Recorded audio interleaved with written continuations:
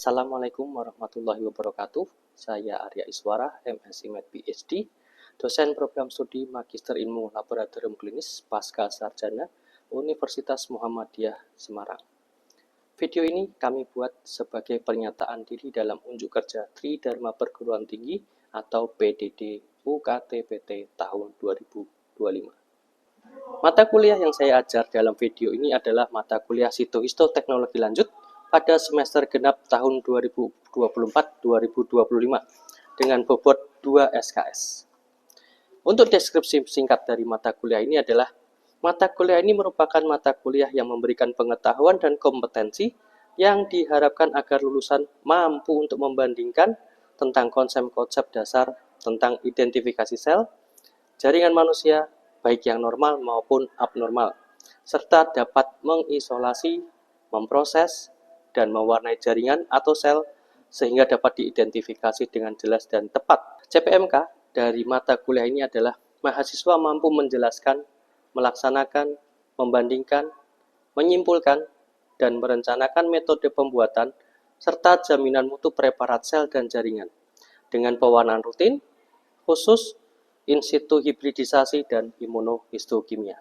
Pada kesempatan ini, topik yang dibahas adalah tentang pewarnaan khusus imunohistokimia yang digunakan untuk menandai marker antigen dalam jaringan, baik dari jaringan kanker maupun jaringan non-kanker. Metode pembelajaran ini bersifat aktif dan partisipatif. Metode pembelajaran yang digunakan adalah tatap muka langsung, disertai dengan diskusi, ceramah interaktif, studi kasus, presentasi, dan penugasan langsung untuk mahasiswa. Dalam mengevaluasi hasil pembelajaran, bobot evaluasi terdiri dari ujian tengah semester bernilai 35%, ujian akhir semester bernilai 35%, penugasan terstruktur 10%, diskusi atau seminar 10%, paper atau makalah 5%, serta ada kuis yang juga berbobot 5%. Terima kasih, demikian penjelasan singkat sebagai pendahuluan video ini. Terima kasih kepada Bapak Ibu. Semoga video ini dapat menjadi pertimbangan baik dalam pengajuan sertifikasi dosen tahun 2025. Terima kasih. Wassalamualaikum warahmatullahi wabarakatuh. Dimulai. Bismillahirrahmanirrahim. Assalamualaikum warahmatullahi wabarakatuh.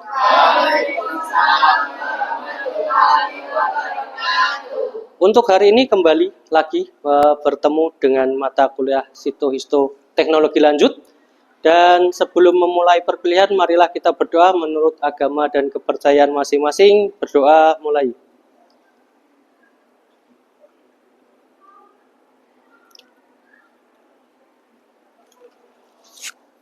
Amin. Berdoa tidak pernah selesai.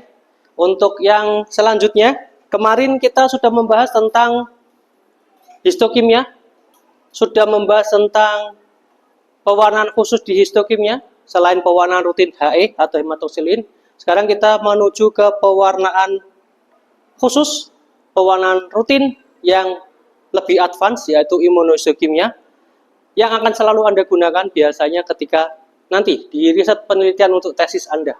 Namun yang pertama, nanti Anda sebelum mengakhiri kelas ini, diharapkan semuanya sudah mengetahui tentang apa itu imunohistokimia, bisa menjelaskan apa itu imunohistokimia, menjelaskan langkah-langkahnya, menjelaskan juga tentang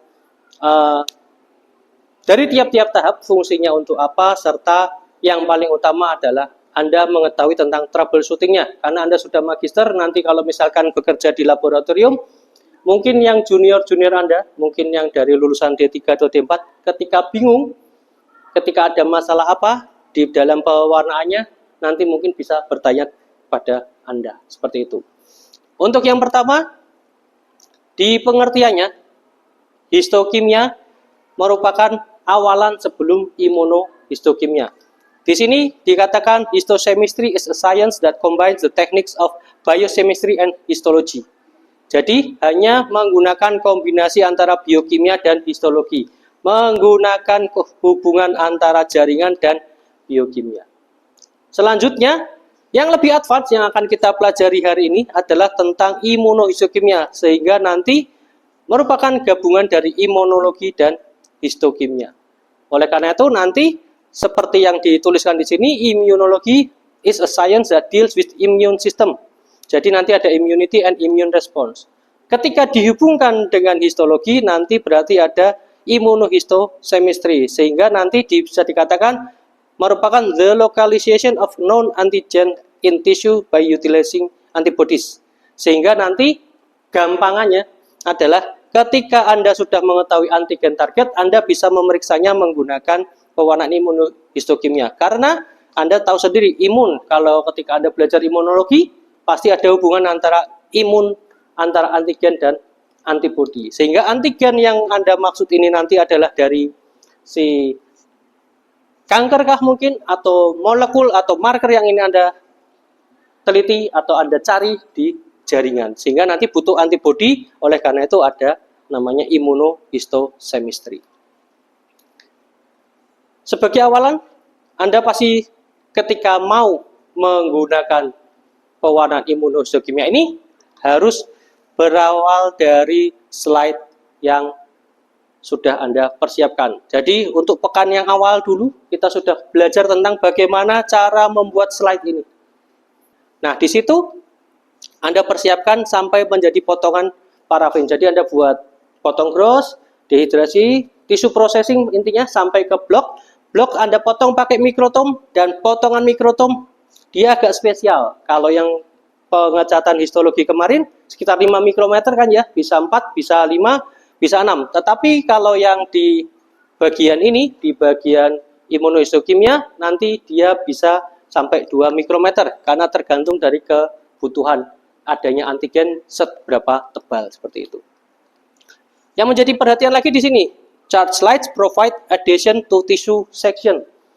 Kalau misalkan Anda menggunakan histokimia kemarin mungkin menggunakan perekat albumin atau perekat apapun, tapi sekarang di sini dilarang ada perekat albumin. Karena perekat albumin tersebut bisa dikira sebagai antigen. Jadi Anda dilarang menggunakannya, sehingga nanti harus menggunakan ini, slide khusus. Slide-nya sudah ada pengikatnya sendiri, seperti itu. Yang selanjutnya, ini yang tadi saya sebutkan sebagai ada hubungannya dengan imunologi, karena di sini untuk deteksi antigen, jadi antigen adalah apa yang mau kita periksa, jadi nanti letaknya di bawah sini. Ya, antigen ini memiliki namanya epitope, ini epitope. Epitope adalah tempat perlekatan antara antigen dan antibodi. Jadi seperti epitope ini kayak pengenalnya, seperti pengenalnya supaya antibodi bisa masuk ke dalam antigen. Nah, di sini ada dua metode yang utama, yaitu metode direct dan metode indirect. Kalau metode yang direct atau metode langsung berarti the primary antibody contains the label. Jadi bisa dilihat di sini, ini adalah metode yang direct. Antibodi primer sudah mempunyai label. Label ini nanti berhubungan dengan diaminobenzidin atau kromogen atau pewarna yang bisa memberikan signal amplification. Jadi akan memberikan pewarna yang bisa untuk mendeteksi jaringannya. Di sisi lain, in the other hand, ada indirect. Jadi indirect detection is the secondary label.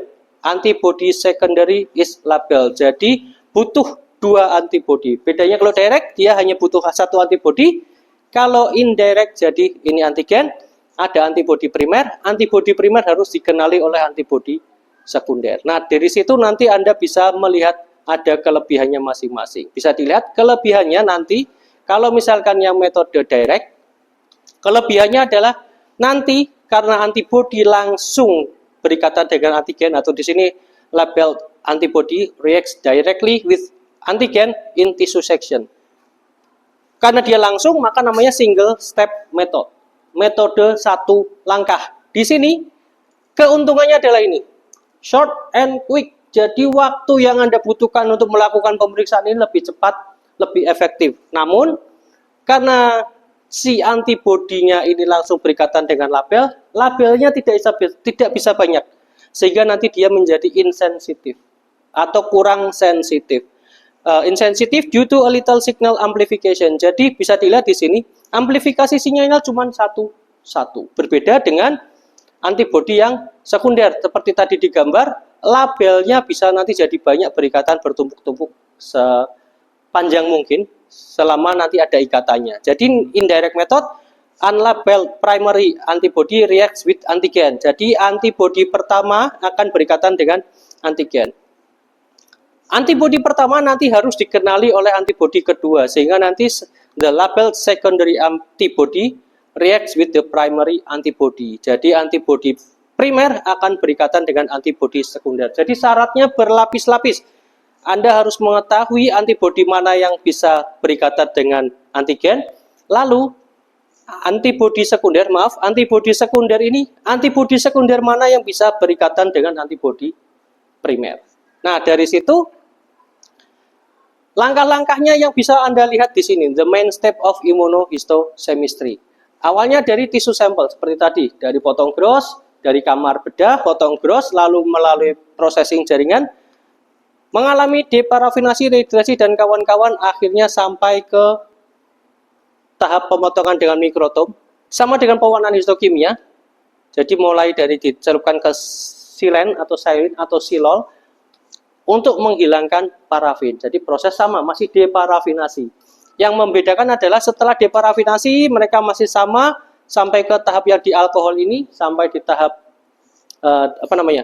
rehidrasi. Bedanya kalau setelah rehidrasi, di pengecatan kemarin, di pengecatan rutin langsung menuju ke pewarna. Tetapi yang membedakan di imunohistochemia adalah ini ada tahap antigen retrieval. Untuk pertemuan ke depan kita akan membahas masing-masing antigen retrieval untuk apa, blocking untuk apa, lalu untuk antibodi primer dan sekunder ini inkubasinya bagaimana, serta ada kromogen kita akan bahas pekan depan. Jadi kalau Anda menggunakan antigen retrieval yang tadinya tertutup, masih dalam tanda kutip tertutup itu belum bisa dikenali dengan antibodi, dengan tahapan antigen retrieval ini maka antibodinya bisa mengenali antigen. Karena ini terjadi ketika ada proses fiksasi, kemarin sudah dijelaskan, fiksasi menggunakan NPF 10% itu dapat mengganggu ikatan ini.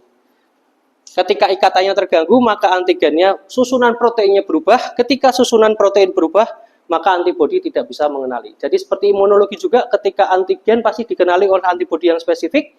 Ketika antigennya berubah gara-gara adanya fiksasi, maka nanti harus dibetulkan dulu ke posisi semula sehingga antigen bisa dikenali. Setelah dari sini nanti tahap blocking, ada dua jenis blocking yang perlu Anda ketahui, blocking peroksida dan blocking protein. Blocking peroksida sebetulnya fungsinya adalah untuk menghilangkan endogenus peroksidase atau peroksidase alami yang ada di dalam tubuh. Peroksidase ini nanti akan berhubungan dengan DAB kromogen. Ketika tidak di-blocking menggunakan blocking peroksida, maka bisa terjadi positif palsu ketika digunakan DAB ini. Baru setelah itu diinkubasi menggunakan antibodi primer. Antibodi primer ini fungsinya tadi untuk mengenali antigen. Baru nanti diberikan antibodi sekunder. Fungsi antibodi sekunder adalah untuk mengenali antibodi primer. Nah, setelah itu baru si antibodi sekunder yang tadi saya dikatakan membawa label. Label itulah yang nanti akan dikenali oleh DAB kromogen ini. Jadi nanti semuanya bertahap, kita lakukan satu persatu, kita hilangkan dulu pengganggu, kita inkubasikan dengan antibodi primer supaya antibodi primer bisa mengenali antigen. Antibodi primer selesai, dicuci supaya sisa-sisa antibodi yang tidak terpakai bisa terbuang dan ditempeli dengan antibodi sekunder yang sudah ada nempel di dalamnya. Baru ditambahi dengan DAB. Fungsinya adalah untuk supaya label terwarna. Jadi label DAB ini salah satu jenis kromogen saja. Sebetulnya ada banyak sekali label. Ada DAB, ada AEC, ada macam-macam. Nanti ada satu sesi tersendiri untuk belajar tentang kromogen juga. Dan di sini dilanjutkan dengan counter stain. Counter stain ini adalah pewarna pembanding. Jadi kalau misalkan Anda tahu, misalkan Anda sudah terwarna coklat, misalkan di daerah sini ada warna coklat, tapi Anda tidak tahu latar belakangnya, itu percuma, karena Anda tidak tahu warna coklat itu ada di mana. Oleh karena itu, butuh counter staining. Counter staining ini berarti memberikan latar belakang di belakangnya. Coba misalkan secara penjelasan gini, mungkin ini adalah warna coklat dari DAB. Mungkin kalau dari sini saja mungkin Anda tidak tahu ini yang terwarnai apa. Tetapi ketika diberi warna pembanding counter staining, Anda bisa tahu ternyata yang warna coklat adalah di inti sel. Atau nanti bisa juga tergantung jenis antibodi pemeriksaannya apa, yang berwarna coklat bisa jadi di sekitar sitoplasma. Atau mungkin juga bisa jadi warna coklatnya terjadi di ruang antar sel. Baik, terima kasih untuk tadi adalah paparan sampai kita mengetahui langkah-langkahnya, sampai mengetahui bahwa penggunaan dari imunohistochemia tidak terbatas hanya ada pada kanker. Sebagai langkah selanjutnya untuk mempelajari ini, Anda setelah ini akan kami minta mohon untuk mencari ini jurnal Moonbearing in DBDP mice with type 2 diabetes using non-contact exposure with an argon thermal atmospheric pressure plasma jet. Kebetulan ini adalah riset saya yang terdahulu, sehingga saya bisa memastikan bahwa di sini ada tahap untuk pengecatan atau pewarnaan imunohistochemia yang kami gunakan untuk membuktikan bahwa teori kami bahwa ketika ada exposure atau treatment dengan menggunakan argon non-thermal atmospheric pressure plasma jet ini bisa mempercepat Moonbearing. Nah, Moonbearing-nya ini salah satunya nanti kami periksa parameternya dengan imunohistochemia. Selain itu juga kami periksa secara histokimia biasa. Oleh karena itu, sekiranya nanti sekitar 10-15 menit kami berikan Anda waktu untuk mencari jurnal ini, artikel ini, dan Anda baca, lalu mohon Anda resume, Anda ringkas, dan nanti Anda sebutkan mungkin perwakilan salah satu saja untuk menyebutkan di mana imunohistochemianya dan di mana histokimianya. Terima kasih. 15 menit kurang lebih tadi Anda sudah membaca, dan mungkin ada beberapa memang sudah berdiskusi dengan mungkin sebelah-sebelahnya. Setelah membaca artikel ini yang dari penelitian kami terdahulu, apakah ada yang bisa memberikan seperti ringkasan atau summary, apakah benar bahwa pemeriksaan imunohistochemia hanya untuk kanker saja atau pemeriksaan kanker saja? Ada yang bisa menyampaikan pendapatnya? Silakan. Saya Pak. Baik, silakan. Jadi dari artikel yang Bapak berikan, ternyata IHC itu tidak hanya digunakan untuk mengidentifikasi kanker HCK. Karena saya menemukan ada dari jurnal Bapak ada dua metode untuk pemeriksaan histologi, berupa pemeriksaan hematopoietik enzim yang fungsinya itu untuk revitalisasi, dan kemudian ada pemeriksaan imunohistokimia atau SNH. Pemeriksaan tersebut digunakan untuk mengetahui adanya pembentukan pembuluh darah baru. Metode yang digunakan adalah indirect dengan menggunakan kromogen DAP. Oke, berarti memang betul seperti itu. Memang kurang lebihnya seperti itu. Betul sekali. Untuk dari artikel ini memang bisa digunakan untuk membuktikan bahwa hematoxylinosin serta pemeriksaan histokimia yang lain seperti imunohistochemia tidak hanya untuk identifikasi atau mencari tahu adanya kanker atau tidak.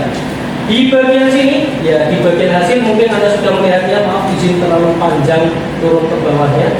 Ya, bagian di sini bisa dilihat bahwa dalam kondisi ini, ya, warna imunohistochemia Anda bisa melihat bahwa di sini adalah ini epitel untuk melihat apakah epitelnya sudah terbentuk lagi atau belum. Kami menggunakan pewarnaan histokimia menggunakan hematoxylinosin.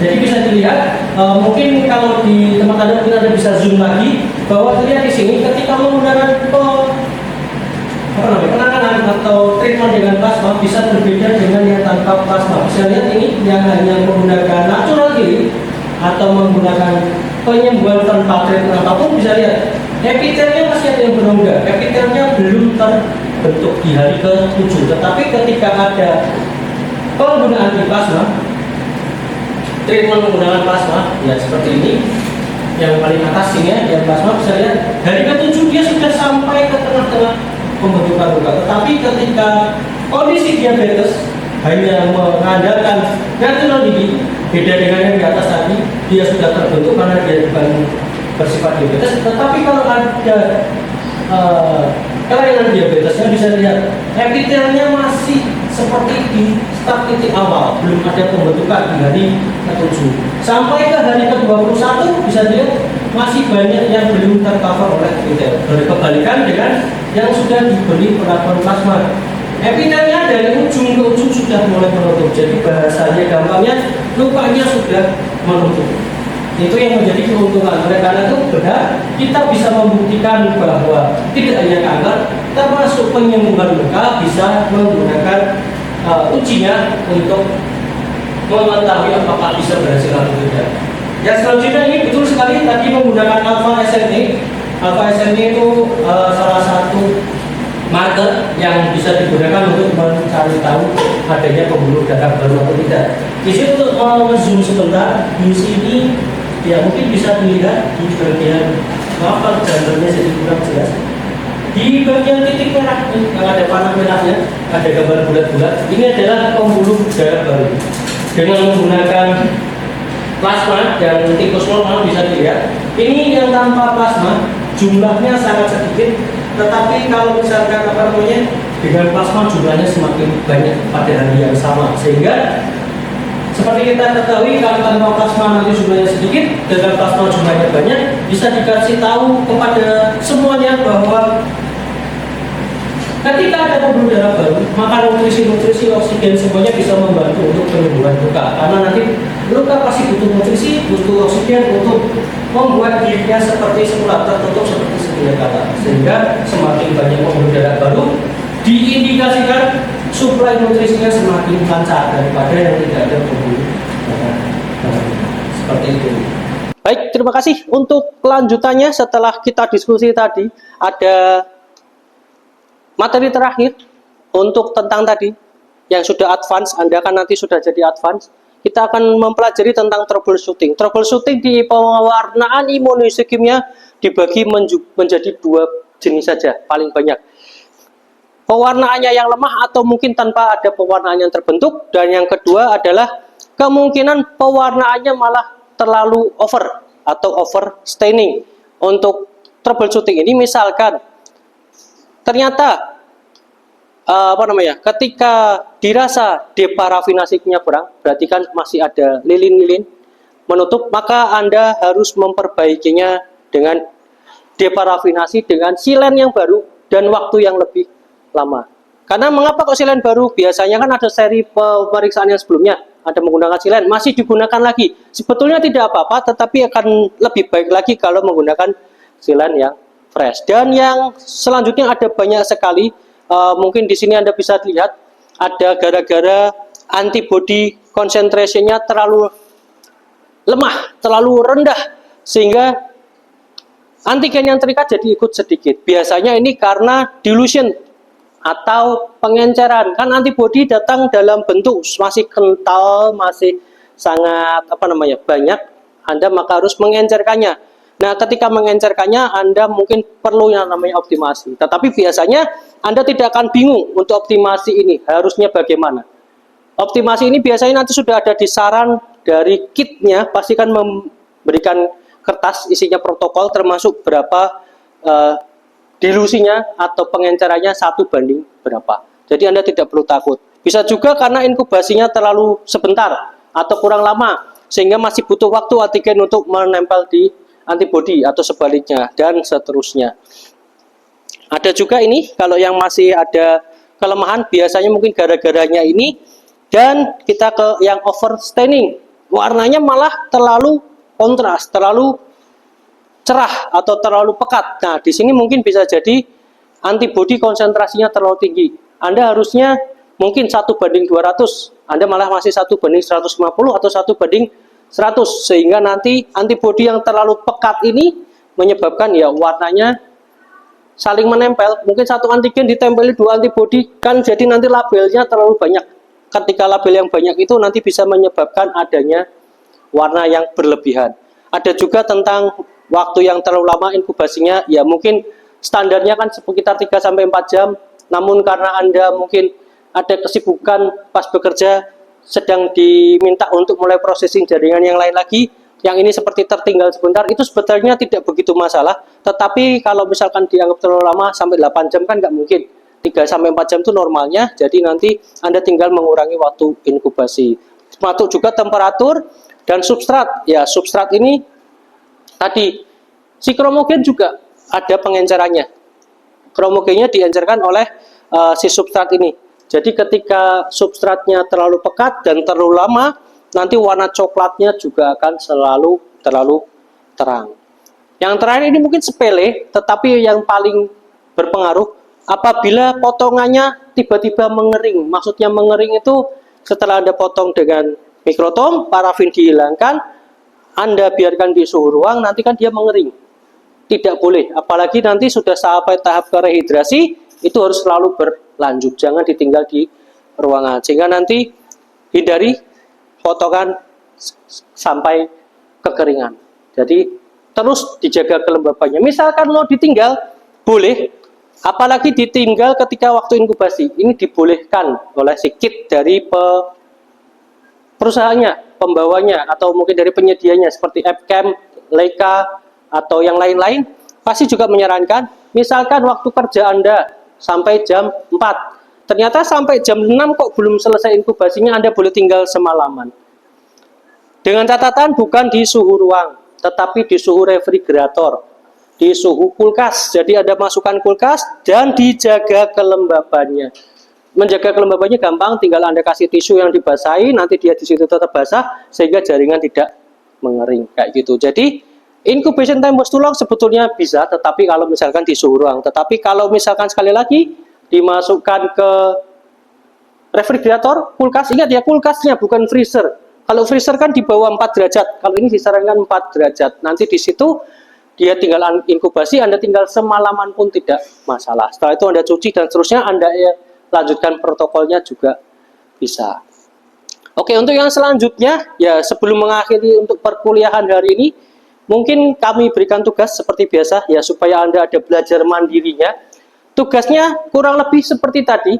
Untuk tadi jurnal kan sudah saya sediakan. Mohon nanti Anda siapkan jurnal, Anda cari sendiri. Ingat jurnalnya yang terakreditasi, Scopus paling tidak. Jadi nanti cari yang SJR-nya di atas 0,15. Lalu Anda buat ringkasan untuk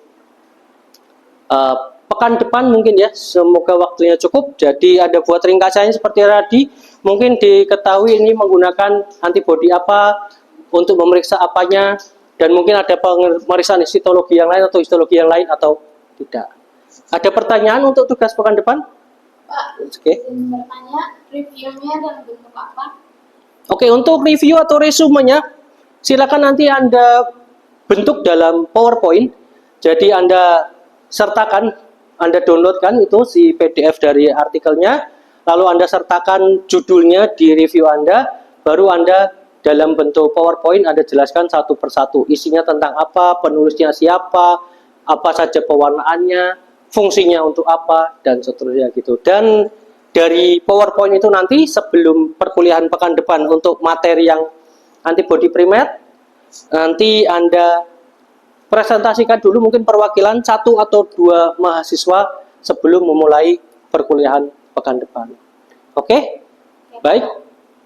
Mungkin itu saja yang dapat kami sampaikan untuk pekan ini. Terima kasih atas waktunya, terima kasih atas perhatiannya. Semoga menjadi ilmu yang bermanfaat dan kami sampaikan selamat sore. Selamat kembali beraktivitas, mungkin bisa beristirahat setelah bekerja dan kuliah lagi. Kami akhiri. Assalamualaikum warahmatullahi wabarakatuh. Waalaikumsalam warahmatullahi wabarakatuh.